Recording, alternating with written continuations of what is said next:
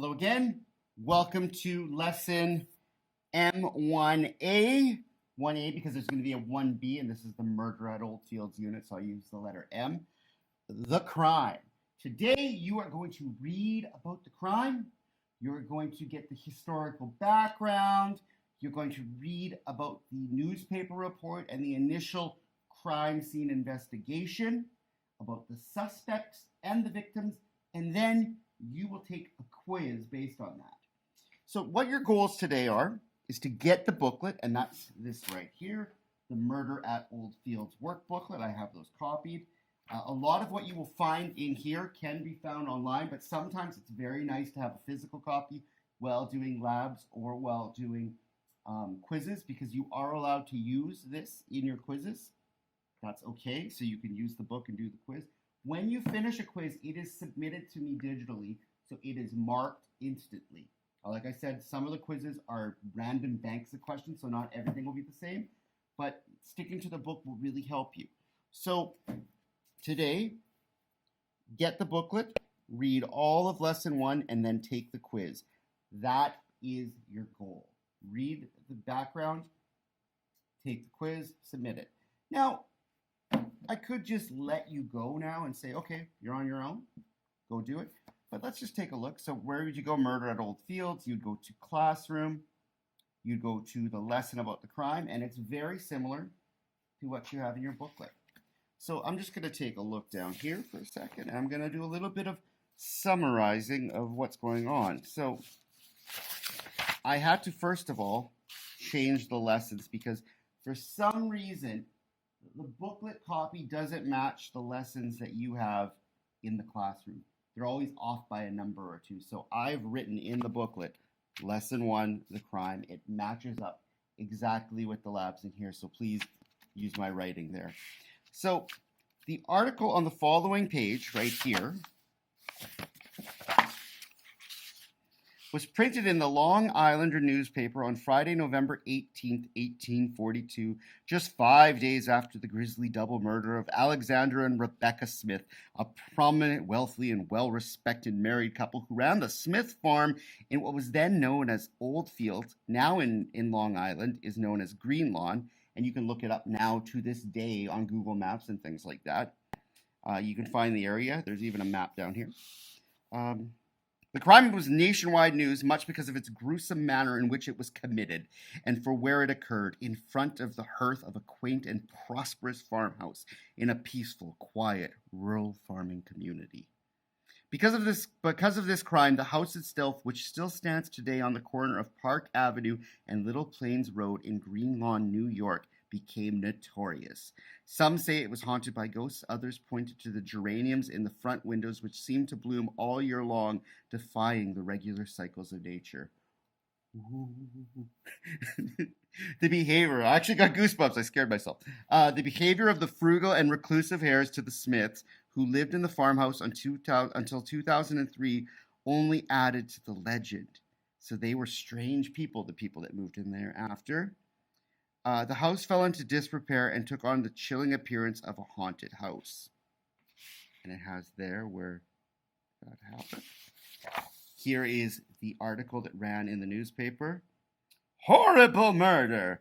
Never has it been our melancholy task on any former occasion to present to our readers the details of a murder so atrocious in every feature as the one committed a few nights ago in the vicinity of our village. We do not remember to have heard of one so appalling for many years. Okay, they're really hyping this up. I'm just saying, like, sensationalizing. Although it is a pretty crazy murder.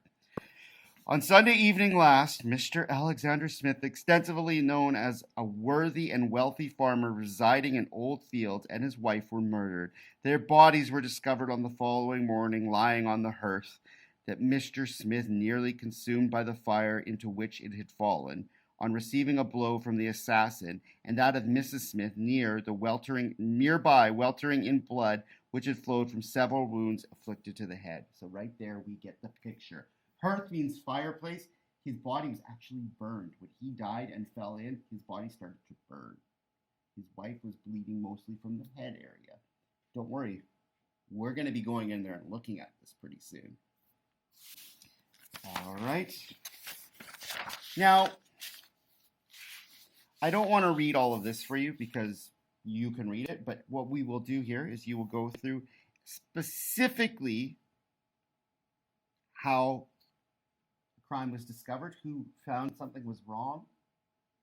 Are they a suspect? We will look at how the bodies were laid, what evidence was found in different areas, what was missing and what wasn't missing in the house. And that's going to give you a background on the case. You might start to have some hunches. So what you will do is you will read carefully because you're going to take a quiz on this about how everything was found, what was discovered, some of their habits, where they had tea, what they did. 4 people have been determined to be suspects. You're going to learn more about this.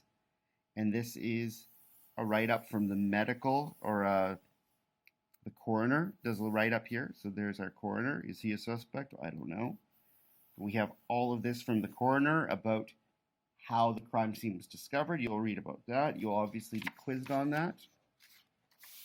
And then you have the victims. Let's just take a look at them. At the time of the murder, Alexander Smith was 69 years old and could walk only with the use of canes. His wife, Rebecca, was several years younger. They were wealthy and well-respected members of the community. Their murders were a shock to the rural, small-town community of Oldfields, Long Island, and made national news. There they are, Alexander Smith, Rebecca Smith. You can see their hair color and their height and their age. And then you have the suspects. You have the farmhand with a name. You have the new farmhand.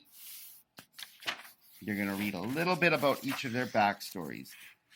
The household help and the peddler. So you will read all of that about the crime and you will take the quiz. And we will be moving on to lesson M1B after. I will say, if you are interested,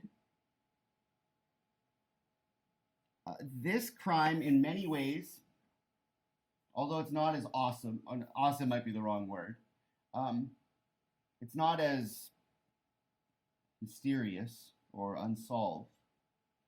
It reminds me a lot of a famous murder case that happened in Germany. That I'm into these kinds of things, and you know, when you're at home at night on the internet, you can go down some pretty strange YouTube rabbit holes. And I found out about something called, if you search here, I believe, Hinterkaifeck.